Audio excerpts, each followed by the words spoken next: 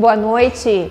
Primeiro Fórum de Debates do Legislativo houve representantes de entidades de classe. Trouxeram efetivamente o sentimento de sua associação, de seu sindicato, as dificuldades que estão sendo vivenciadas e propostas. Isso que é importante, nós estamos viabilizando a aproximação do Legislativo para com a sociedade civil. Estado prioriza a vacinação de agentes da segurança pública. 100% servidores da Brigada Militar, do Corpo de Bombeiros Militar, da Polícia Civil, da Polícia Rodoviária Federal, da SUSEP e das guardas municipais. Conheça os desafios da nova secretária de Educação do Governo Gaúcho. Nós temos demandas e desafios pedagógicos, demandas e desafios tecnológicos de realmente criar uma infraestrutura tecnológica que atenda a demanda e a possibilidade de implementação das metodologias ativas, atendendo o ritmo. Agora no Jornal da Câmara, fique conosco.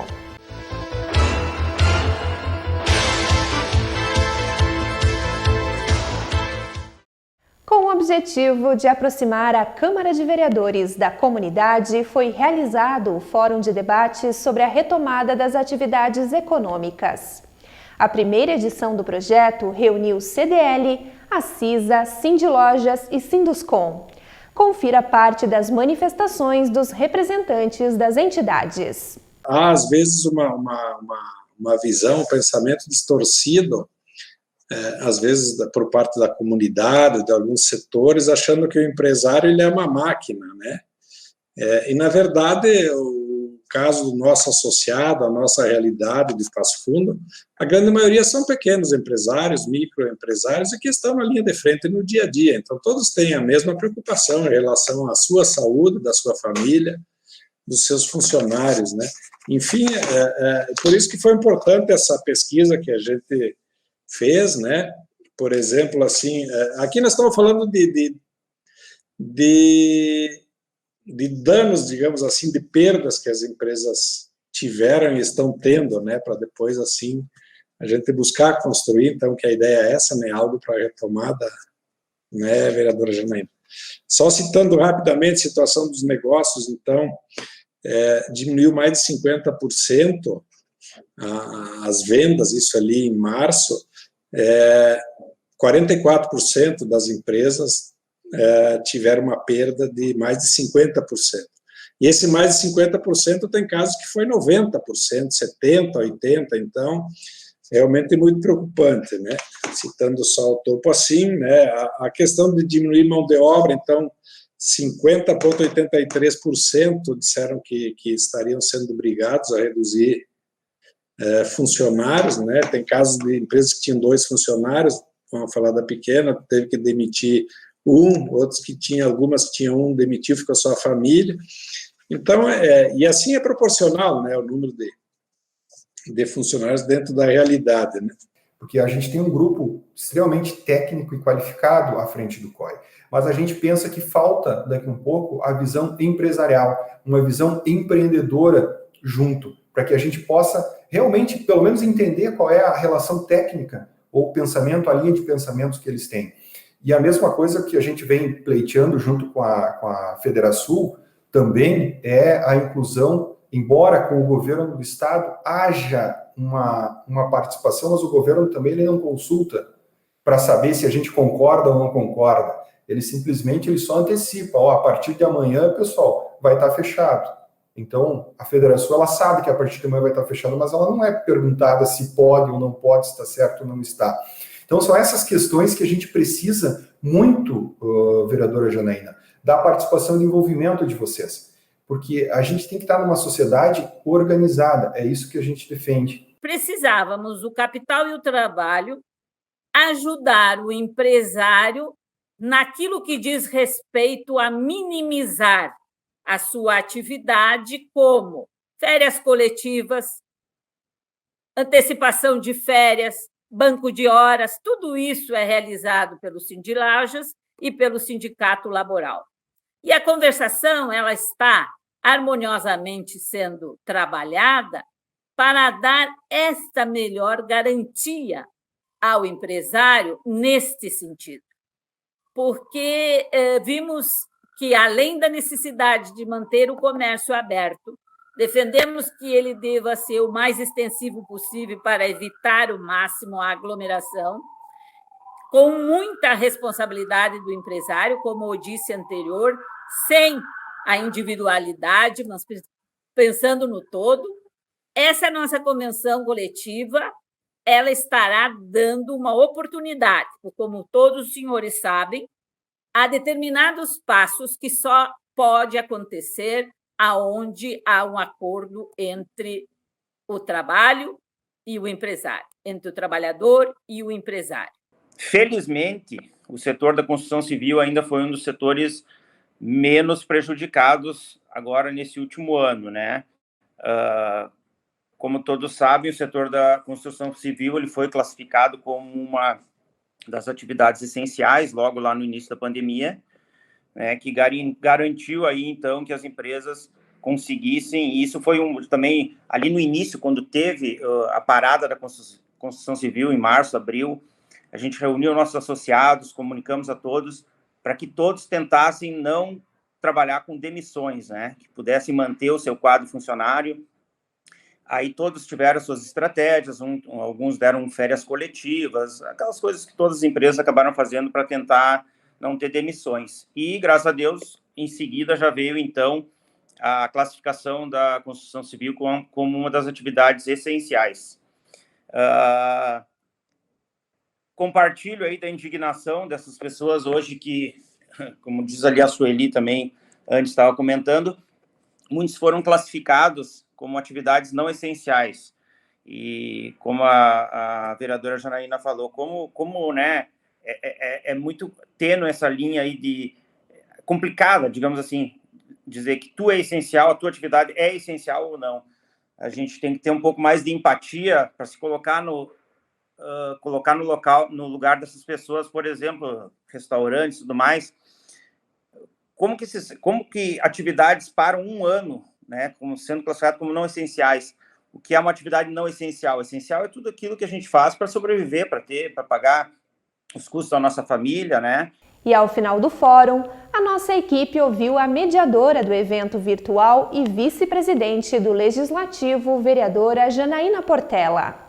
Foi muito positivo. O encontro online, ele viabilizou o diálogo, as ideias de cada segmento que foi convidado, né? A CDL, a CISA, o Sinduscom e o Sindilojas. Todos os participantes são pessoas que estão inseridas em nossa sociedade e trouxeram efetivamente o sentimento de sua associação, de seu sindicato, as dificuldades que estão sendo vivenciadas e propostas. Isso que é importante, nós estamos viabilizando a aproximação do legislativo para com a sociedade civil, junto a determinados segmentos que na próxima semana nós estaremos trazendo outros empresários e atividades para buscarmos a construção coletiva de possibilidades de alternativas para Passo Fundo e a retomada da atividade econômica e viabilidades de projetos e proposições que nós venhamos a contribuir com o município.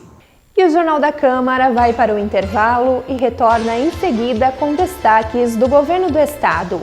Um referente à vacinação dos agentes de segurança e outro sobre os desafios da nova secretária de Educação.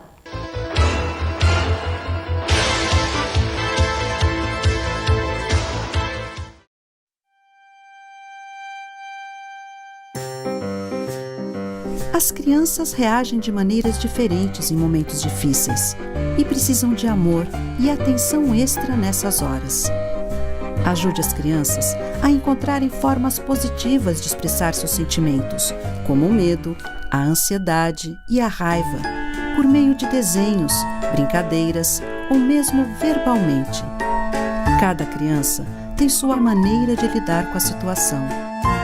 Conversas honestas e apropriadas à idade ajudam a proteger nossas crianças.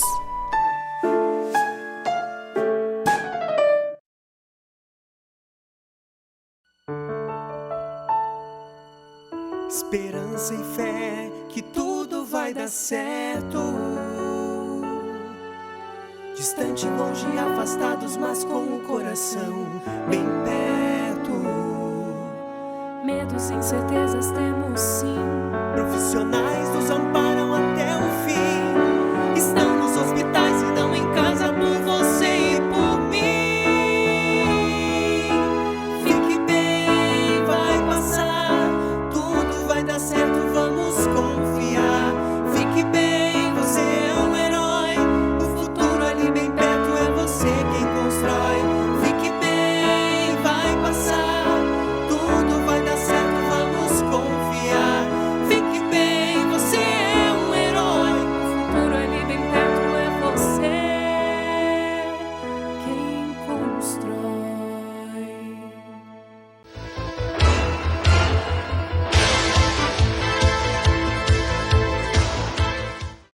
Foi definida na última semana a priorização da vacinação da segurança pública com 100% dos agentes ativos da Brigada Militar, Polícia Civil, Corpo de Bombeiros, SUSEP, Polícia Rodoviária Federal e guardas municipais. Veja o que disse o vice-governador e secretário da Segurança Pública, Ranolfo Vieira Júnior. Iniciaremos a priorização da vacinação da segurança pública no nosso estado da seguinte forma: servidores ativos que se enquadrem na norma técnica 297/2021 do Ministério da Saúde. 100% dos servidores da Brigada Militar, do Corpo de Bombeiros Militar, da Polícia Civil, da Polícia Rodoviária Federal, da SUSEP e das guardas municipais. É importante ainda dizer, nenhum servidor terá que viajar para tomar a vacina. Todos serão vacinados nos seus locais de lotação, nos municípios em que prestam atividade de segurança pública. É também importante salientar que a normatização, a operacionalização disso se dará internamente dentro de cada instituição da segurança pública antes nominada. Estamos sim concretizando aquilo que estávamos buscando desde dezembro do ano passado, que é exatamente a priorização da vacinação aos nossos servidores da segurança. Não tenho dúvida que os agentes da saúde, em primeiro lugar, e depois os agentes de segurança pública foram aquelas categorias que em nenhum momento paralisaram suas atividades durante a pandemia, mas trabalharam mais, com mais abnegação. Então, nada mais justo do que priorizar a vacinação dessas equipes. E agora você vai conhecer os desafios da nova secretária da Educação do Rio Grande do Sul. Raquel Teixeira foi empossada na última semana no Palácio Piratini e a cerimônia foi transmitida pelas redes sociais do governo gaúcho. Os maiores desafios que eu vou encontrar aqui são os mesmos desafios de qualquer estado brasileiro. Um momento de disruptura total, de paralisação pela pandemia, mas problemas anteriores à pandemia ligados ao novo papel do professor, novo papel da escola, novas informações científicas que temos sobre o processo de cognição, de memória, de aprendizagem. Então, nós já vínhamos passando por profundas mudanças no processo de ensino-aprendizagem. A pandemia acelerou em 7 anos, por exemplo, a digitalização. Então, a partir de agora, mais do que antes, as demandas se relacionam com a capacidade de ensinar aos nossos alunos a comunicar, a questão da língua portuguesa, comunicação, capacidade de interpretação, de análise, de inferência, de analogias, de interpretação de metáforas, que são pensamentos complexos que o mundo do século XXI requer, e de formação básica, sólida também na área de matemática, por exemplo, quando se exige para o mundo de hoje pensamento crítico, pensamento lógico, pensamento computacional. Então, nós temos demandas e desafios pedagógicos, demandas e desafios tecnológicos, de realmente criar uma infraestrutura tecnológica que atenda a demanda e a possibilidade de implementação das metodologias ativas, atendendo o ritmo de aprendizagem de cada aluno, a customização das demandas cognitivas e socioemocionais dos alunos. Então, são demandas pedagógicas, tecnológicas, emocionais, psicológicas e ligadas à própria governança da educação como um todo, né? Então, são desafios grandes que me fascinam e que me deixam muito entusiasmada, é o tipo de coisa que eu gosto de fazer, então estou muito feliz. Eu estou na fase de ouvir, eu preciso primeiro ouvir, já conversei com todos os chefes de departamentos da secretaria, né, com o ex-secretário Faisal, com a secretária adjunta, a professora Ivana, com os diretores dos diversos departamentos. Tem uma conversa que seria hoje, que foi cancelada por causa da posse, com os coordenadores regionais, com os diretores de escola. Eu quero ouvir porque eu sei que eu tenho muito a aprender com eles. Estou de mente e coração aberto para ouvir, aprender e construirmos juntos esses caminhos de melhoria da aprendizagem na escola. Na verdade, há uma competição, digamos assim, entre um método mais tradicional de ensino, que é focado no professor e no ensino, e um método mais moderno, que é focado no aluno e na aprendizagem. Então, essa transição desse modelo focado no ensino e no professor para esse modelo focado no aluno e na aprendizagem do aluno, que é o caminho a ser seguido, ele requer alguns ajustes. Então, são esses ajustes que a gente vai estar discutindo e são eles que vão impactar nos índices de aprendizagem dos nossos alunos e que a gente quer o IDEB lá em cima. Agora, a gente não pode deixar de lembrar que o IDEB é importante como sinalização da aprendizagem dos alunos. O que importa, a gente não quer trabalhar para o IDEB ser alto, a gente quer trabalhar para o aluno, de fato, saber o que ele precisa ter, as competências e as habilidades que ele precisa ter, e isso se refletirá na nota do IDEB, né? Então, a gente não pode... tem gente que mistura, às vezes, estudar para a prova com estudar para a vida. A gente prepara e estuda para a vida, a nota é consequência. E a primeira edição do Jornal da Câmara desta semana termina aqui. Uma boa noite e até amanhã.